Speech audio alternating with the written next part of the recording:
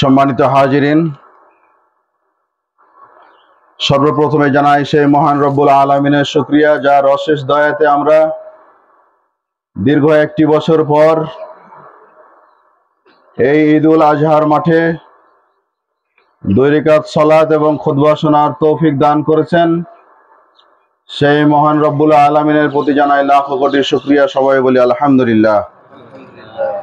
তারপর তিনার প্রিয় হাবিব সৈয়দুল মুরসালিন খাতামুন নবিয়্যিন আহমদ মুস্তফা মুহাম্মদ মুস্তফা সাল্লাল্লাহু আলাইহি ওয়াসাল্লামের প্রতি জানাই লাখ কোটি দুরূদ ও সালাম। সবাই বলি সাল্লাল্লাহু আলাইহি ওয়াসাল্লাম।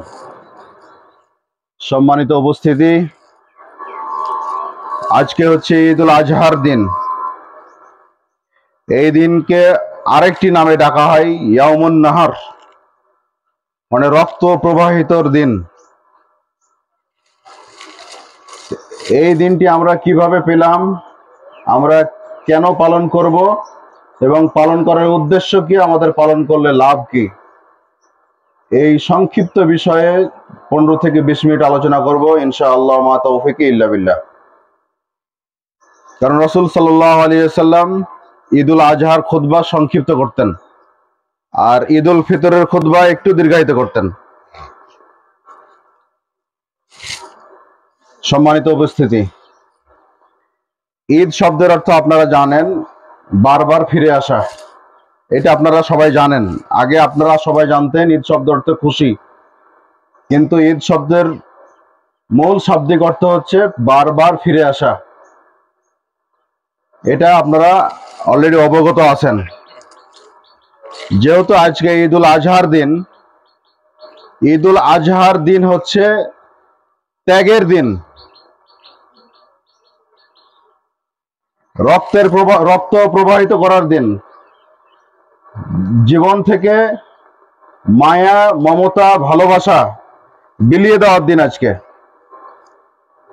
তাই আল্লাহ রাব্বুল আলামিন এই কুরবানিকে শুধু আমাদের জন্য সুন্নাত করে রেখে গেছেন এরকম না। রাসূল সাল্লাল্লাহু আলাইহি সাল্লাম বলছেন, আল্লাহ রাব্বুল আলামিন বলেন, আদম আলাইহিস সালাম থেকে শুরু করে নিয়ে হযরত ইব্রাহিম আলাইহিস সালাম পর্যন্ত প্রত্যেক নবী রাসূল কুরবানি দিয়ে গেছেন, কিন্তু পদ্ধতি ছিল ভিন্ন। আমাদের ইব্রাহিম আলাইহিস সালামের পদ্ধতি ছিল ভিন্ন, অন্যান্য নবী রাসূলদেরই কুরবানি দেওয়ার পদ্ধতিগত দিক ছিল ভিন্ন, কিন্তু প্রত্যেক নবী রাসূল এবং কাফের মুশরিকরাও এই কুরবানি প্রদান করতেন। হযরত আদম আলাইহিস সালামের 2 সন্তান হাবিল এবং কাবিল, যাদের মাধ্যমে কুরবানি শুরু হয়। হাবিল এবং কাবিল 2 ভাই কুরবানি করে, একজনের কুরবানি কবুল হয়, আরেকজনের কুরবানি কবুল হয় না। এই থেকে শুরু হয়ে গেল কুরবানি প্রথা। এরপরে তারা যখন কুরবানি করত, কুরবানির গোশতটাকে রেখে চলে আসতো পাহাড়ে। যার কুরবানি কবুল হতো তার কুরবানি আগুন দিয়ে পুড়ে ছাই হয়ে যেত, আর যারটা কুরবানি কবুল হতো না তার গোশত ওই অবস্থায় থেকে যেত। তাহলে আপনি চিন্তা করেন, এখন যারা কুরবানি দিচ্ছে, এদের কুরবানি যদি পুড়ে ছাই হয়ে যেত, অধিকাংশ লোকই কুরবানি দিত না। বর্তমান সময়ে অধিকাংশ লোকই কুরবানি দিত না, কারণ অধিকাংশ লোকই কুরবানি করে গোশত খাওয়ার জন্য বর্তমান সময়।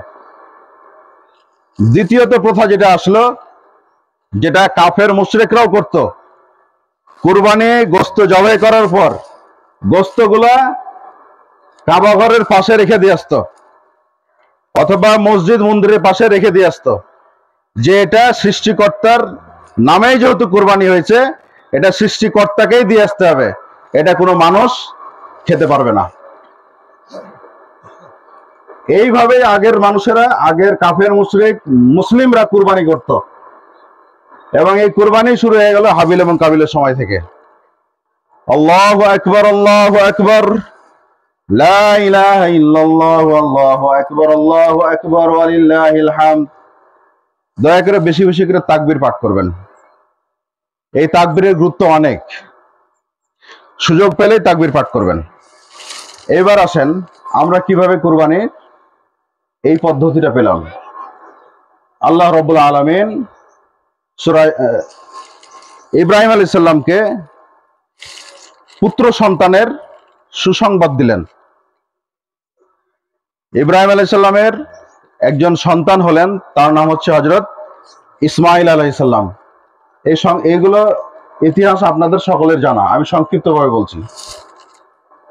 ইসমাঈল আলাইহিস সালামের বয়স যখন 13 থেকে 14 বছর বয়স হলো, তখন আল্লাহ রাব্বুল আলামিন ইব্রাহিম আলাইহিস সালামকে স্বপ্নে দেখালেন। আল্লাহ বলছেন, ফালাম্মা বালাগা মাহুস সাইয়া, যখন ইসমাঈল আলাইহিস সালাম তার পিতার সম্পর্কে, কাজকর্ম সম্পর্কে, মানে বাপের সাথে সন্তান যখন দৌড়াদৌড়ি করে না, যে আমার সন্তান এখানে আছে, বয়স 10 বছর, এইরকম বয়স বা 12 বছর, যে পিতা হাল মাঠে নিয়ে গেছে বা বাড়িতে একটু হাতে কাজ করছে, ভাই কাজে কুরবানি করবেন, আপনার সন্তান একটু একটা পা ধরে, একটা চামড়া ধরে, একটা পানি আগায় দেয়, একটা ছুরি আগায় দেয়, এই যে যখন কাজের একটা বয়সের মোটামুটি হেল্প করার মতো একটা অবস্থান সন্তানের চলে আসলো, তখন আল্লাহ রাব্বুল আলামিন ইব্রাহিম আলাইহিস সালামকে স্বপ্নে দেখাচ্ছেন। ইব্রাহিম আলাইহিস সালাম স্বপ্নে দেখে তার সন্তান ইসমাঈল আলাইহিস সালামকে বলছেন, ইয়া বুনাইয়া ইন্নী আরা ফিল মানামি আন্নী আযবাহু ফানজুর মাজা তারা। সুবহানাল্লাহ। ইব্রাহিম আলাইহিস সালাম ইসমাঈল আলাইহিস সালামকে বলছেন, ইব্রাহিম আলাইহিস সালাম 90 বছর প্লাস এরকম টাইমে সন্তান লাভ করেছেন, আল্লাহর কাছে অনেকবার চেয়েছে। এই জন্য সন্তান চাওয়ার সময় ইব্রাহিম আলাইহিস সালাম বলতেন, রব্বি হাবলি মিনাস সালিহিন, ইয়া রাব্বুল আলামিন তুমি আমাকে সৎ একজন সন্তান, নেককার সন্তান দান করো। 90 বছর বয়সে ইব্রাহিম আলাইহিস সালাম ইসমাঈল আলাইহিস সালামকে পেলেন। কার গর্ভে পেলেন? মা হাজেরা। ইব্রাহিম আলাইহিস সালামের 2 স্ত্রী ছিল, একটা ছিল হাজেরা আর একটা ছিল সারা। হাজেরার গর্ভে 90 বছর বয়সে ইব্রাহিম আলাইহিস সালাম একটা সন্তান পেলেন।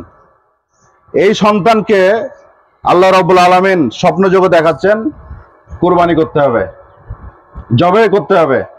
তখন আল্লাহ ইব্রাহিম আলাইহিস সালাম ইসমাঈল আলাইহিস সালামকে বলছেন, ইয়া বুনাইয়া, হে আমার ছেলে, ইন্নী আরা ফিল মানামি আন্নী আযবাহু ফানজুর মাজা তারা, হে আমার প্রিয় বৎস, আমি তোমাকে স্বপ্নে দেখছি, আমি তোমাকে জবে করছি।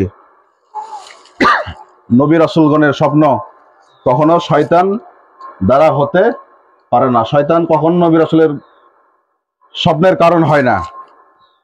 তখন দেখেন, বাপ যেরকম পুত্র সেরকম। পুত্র তখন উত্তর দিচ্ছে, ক্বালা ইয়া আবাতি, হে আমার সম্মানিত পিতা, ইফআল মা তু'মারু সাতাজিদুনি ইনশাআল্লাহ, আল্লাহর পক্ষ থেকে যা আপনাকে দেখানো হয়েছে আপনি তা বাস্তবায়ন করুন, নিশ্চয় আপনি আমাকে ধৈর্যশীলদের সাথে পাবেন। সুবহানাল্লাহ। পিতা স্বপ্নে দেখলো পুত্রকে জবাই করছে, পুত্র বলছে কাজটি সম্পূর্ণ করেন, আপনি আমাকে ধৈর্যশীলদের সাথে পাবেন। তখন ইব্রাহিম আলাইহিস সালাম ইসমাঈল আলাইহিস সালামকে নিয়ে চলে গেলেন।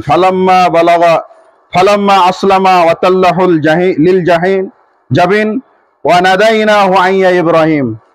এরপরে ইব্রাহিম আলাইহিস সালাম পুত্রকে নিয়ে জবাই করার জন্য হাজেরের কাছ থেকে নিয়ে চলে গেলেন মাঠে। মাঠে যাওয়ার সময় 3 জায়গায় শয়তান ইব্রাহিম আলাইহিস সালামকে ধোঁকা দেওয়ার চেষ্টা করেছে। এই কারণে আজও ইব্রাহিম আলাইহিস সালাম যে সমস্ত জায়গায় 3 জায়গায় শয়তান ধোঁকা দেওয়ার চেষ্টা করেছে, ওখানে এখনো হাজিরা গেলে পাথর নিক্ষেপ করে। ইব্রাহিম আলাইহিস সালাম ঠিক ওই 3 জায়গায় পাথর নিক্ষেপ করেছিলেন শয়তানের ধোঁকা থেকে সরিয়ে নেওয়ার জন্য। স্বাভাবিক, আপনার সন্তানকে কেউ যদি কুরবানি করতে বলে, আপনি অত সহজে এটা মেনে নিতে পারবেন না। শয়তান আপনাকে এই সুযোগে মানে নেগেটিভ করার জন্য, আল্লাহর সন্তুষ্টি থেকে দূরে রাখার জন্য আপনাকে অশ্বাসা দিবেই, ধোঁকা দিবেই। এই ধোঁকা যাতে দিতে না পারে, এই কারণে ইব্রাহিম আলাইহিস সালাম ওই সময় 3 জায়গাতে পাথর নিক্ষেপ করেছিলেন শয়তানের বিরুদ্ধে। তাই ইব্রাহিম আলাইহিস সালাম নিয়ে যাওয়ার পরে ইসমাঈল আলাইহিস সালামকে চিৎ করে শোয়াই দিয়েছিলেন, মানে উবুড় করে, নিচ দিকে মুখ, করে সুন্দর করে উপর করে শোয়াই দিয়েছিলেন। দেওয়ার পর জবাই করবেন, আল্লাহ রাব্বুল আলামিন বলছেন ওয়া নাদাইনাহু আইয়া ইব্রাহিম কদ সাদ্দাক্তার রুইয়া। হে ইব্রাহিম, তুমি আমার আদেশ পালন করেছো, আমি তোমাকে কবুল করেছি। ইন্না কাযালিকা নাজিল মুহসিনিন, নিশ্চয় তুমি সৎ কর্মশীলদের অন্তর্ভুক্ত। আল্লাহ বলছেন নিশ্চয় তুমি সৎ কর্মশীলদের অন্তর্ভুক্ত। পিতা হয়ে পুত্রকে জবাই করা সহজ বিষয় নয়। যখন ইব্রাহিম আলাইহিস সালাম ইসমাঈল আলাইহিস সালামকে জবাই করবেন, এমন সময় আল্লাহ ফেরেশতা দিয়ে বলছেন কদ সাদ্দাক্তার রুইয়া, তোমাকে আর জবাই করতে হবে না, তুমি তোমার স্বপ্ন বাস্তবায়ন করেছো। আল্লাহ রাব্বুল আলামিন জান্নাত থেকে একটি দুম্বা পাঠাইয়া দিয়ে বলছেন ইন্না হাযা লাহুয়া বালাউল মুবিন ওয়া ফাদাইনাহু বিজিবহিন আযীম। নতুন একটা জীব তোমাকে দেওয়া হলো, এই জীব তুমি কুরবানি করো। আল্লাহু আকবার, আল্লাহু আকবার, লা ইলাহা ইল্লাল্লাহু, আল্লাহু আকবার, আল্লাহু আকবার ওয়া লিল্লাহিল হামদ। এরপর ইব্রাহিম আলাইহিস সালাম ওই জীবটা কুরবানি করলেন। সেই সুন্নাত, সেই ইব্রাহিম আলাইহিস সালামের কর্মটাকে আল্লাহ রাব্বুল আলামিন পুরো জাতির জন্য, পুরো কিয়ামত পর্যন্ত পুরো জাতির জন্য কুরবানি স্বরূপ আমলটাকে বহাল রাখলেন। এটাই হচ্ছে আজ থেকে নিয়ে প্রায় ৪৫০০ বছর আগে, ৪৫০০ বছর আগের এই আমল।